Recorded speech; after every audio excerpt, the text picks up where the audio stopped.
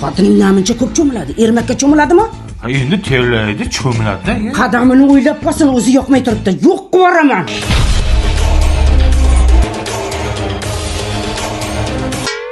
Cho'milayotgan bo'lsam 2 paqir suvga cho'milayapman. Ayrim joylarimga suv yetib borayotgani ham yo'q. Bilaman.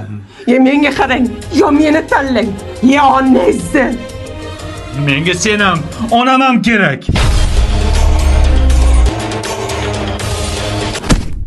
O'g'lim, sen akangga o'xshab xotin qilib bo'lma.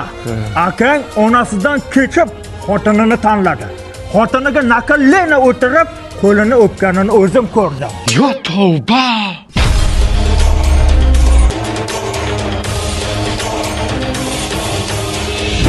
Menga qarang. Akangiz xotin quli bo'lsa zo'r-ku. Zo'r. Undan ko'ra lalaymasdan tezroq uyiningizga oling.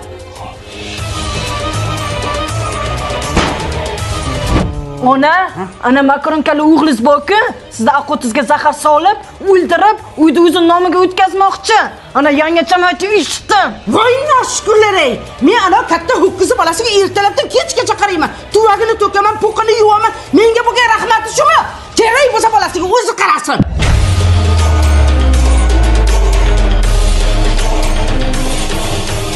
Ona, siz cho'milib yuravering.